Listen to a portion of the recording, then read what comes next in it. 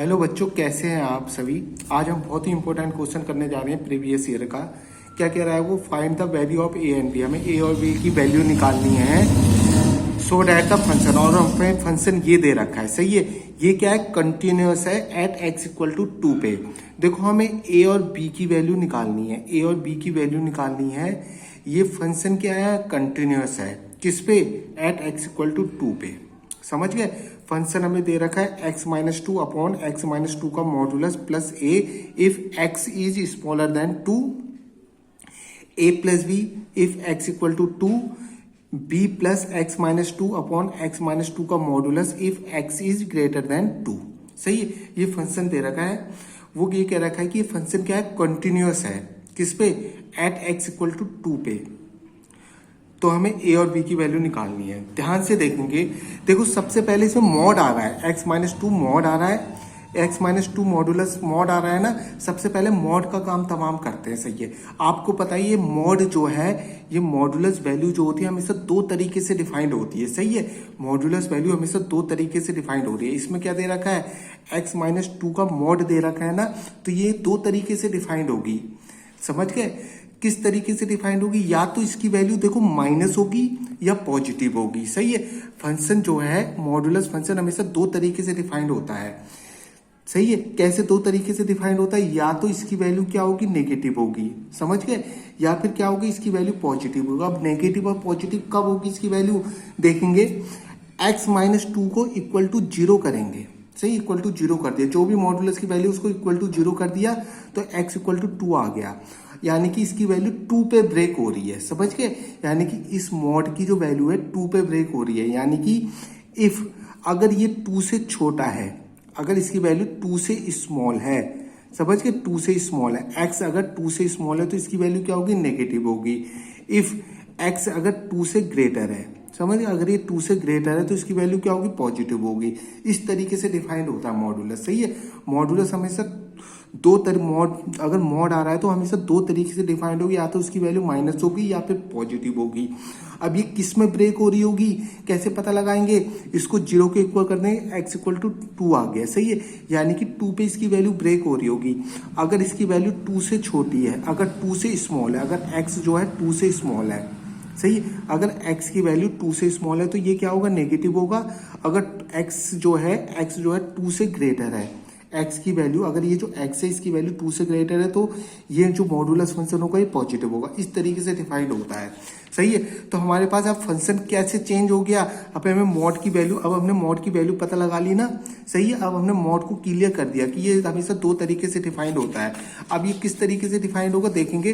देखो यहाँ मॉड लगा था, अगर देखो इफ, अगर हमें ये दे रखा था ना, ये है फंक्शन हमारा, एक्स इज स्मॉलर देन 2।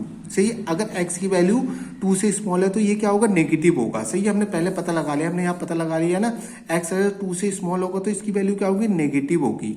तो देखेंगे एक्स अगर 2 से स्मॉल है, एक्स 2 से स्मॉल है तो इसकी वैल्यू क्या होगी, इस मॉड की वैल्यू नेगेटिव हो जाएगी। सही है, तो इसकी जगह मैंने नेगेटिव रख दिया, माइनस का एक्स माइनस टू या कट जाएगा तो ये -1 आ जाएगा, तो -1 प्लस ए आ गया ये फंक्शन। सही है, -1 प्लस ए में चेंज हो गया ये फंक्शन। एक्स इक्वल टू 2 है, ए प्लस बी है। अब देखो थर्ड में दिया है एक्स इज ग्रेटर देन 2 है, तो ये मॉडुलस क्या में चेंज हो जाएगा, पॉजिटिव हो जाएगा। मॉड क्या हो जाएगा, पॉजिटिव हो जाएगा, ये कट जाएगा आपस में, तो क्या हो जाएगा, ये बी प्लस 1 आ गया। सही है, इस तरीके से फंक्शन डिफाइंड हो गया। जो उसने फंक्शन हमें दिया था शुरू में, ये फंक्शन जो दिया था, अब हमें वैल्यू पता लगी है ना एक्स माइनस टू मॉड की, हमें वैल्यू पता लगी तो हमने वो वैल्यू डाल दी। समझ गए, तो इस तरीके से डिफाइंड हो गया। सही है, कि हमने पता लगा लिया कि एक्स अगर 2 से स्मॉल है तो इसकी वैल्यू -1 प्लस ए आ गई, -1 प्लस ए आ गई। अगर एक्स इक्वल टू 2 है तो ए प्लस बी है इसकी वैल्यू। अगर एक्स 2 से ग्रेटर है तो इस फंक्शन की वैल्यू क्या आ गई, बी प्लस 1। सही है, अब देखेंगे, अब मैं नंबर लाइन बना लेता हूँ। सही है, अब मैं क्या करता हूँ, नंबर लाइन बना लेता हूँ। तो मैंने फंक्शन इस तरीके से डिफाइन करा है, देखो ध्यान से देखेंगे क्या है फंक्शन, इस तरीके से चेंज हो गया फंक्शन। अगर 2 से स्मॉल है, अगर 2 से स्मॉल है, सही है, अगर 2 से स्मॉल है, 2 से स्मॉल, एक्स इक्वल टू 2 पे ब्रेक हो रहा है ना फंक्शन हमारा, 2 पे ही तो डिफाइंड है हमारा, 2 पे ही तो ब्रेक हो रहा है ना हमारा फंक्शन। अगर 2 से स्मॉल है, 2 से स्मॉल वाले इधर को आएंगे ना, ये सारे 2 से स्मॉल वाले का एरिया है। सही है, 2 से स्मॉल है तो इसकी वैल्यू -1 प्लस ए है। सही है। अगर इसकी वैल्यू 2 है, फंक्शन की वैल्यू 2 है, तो ये a प्लस बी दे रखा है हमारा। सही है। अगर फंक्शन की वैल्यू देखो x इक्वल टू 2 है, तो ये क्या है, फंक्शन आ रहा है a प्लस बी आ रहा है ये फंक्शन, समझ गए। अगर 2 से ग्रेटर है, अगर 2 से ग्रेटर है तो इस फंक्शन की वैल्यू b प्लस 1 आ रही है, समझ गए, b प्लस 1 आ रही है।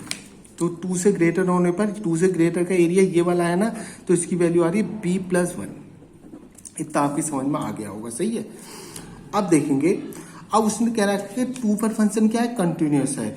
2 पे अगर फंक्शन कंटिन्यूअस है तो क्या होता है, कंटिन्यूअस के लिए left hand limit equal to right hand limit, और उस पॉइंट पे फंक्शन की वैल्यू, पॉइंट क्या दे रखा है हमें, x इक्वल टू 2 पे continuity check, x equal to 2 पे कंटिन्यूअस दे रखा है ना फंक्शन को, तो उस पॉइंट पे फंक्शन की वैल्यू क्या आनी चाहिए, इक्वल आनी चाहिए, तीनों इक्वल होने चाहिए। देखो लेफ्ट हैंड लिमिट क्या होगी इसकी, देखो लेफ्ट हैंड लिमिट यानी कि लेफ्ट वाली वैल्यू, 2 से लेफ्ट वाली वैल्यू की बात करो, 2 से लेफ्ट में वैल्यू ये है ना इसकी -1 प्लस a, और राइट हैंड लिमिट यानी कि 2 से राइट वाली वैल्यू, 2 से राइट वाली वैल्यू ये है b प्लस 1, और 2 पे इसकी वैल्यू क्या है, a प्लस बी। सही, ये आपस में इक्वल होंगे क्योंकि फंक्शन कंटिन्यूअस है। उसने पहले से दे रखा है फंक्शन कंटिन्यूअस है किस पे, x, फंक्शन कंटिन्यूअस है x इक्वल टू 2 पे, तो हमने इसे ले ली, तो हम इसे लेके चलेंगे left hand limit equal to right hand limit equal to उस पॉइंट पे फंक्शन की वैल्यू।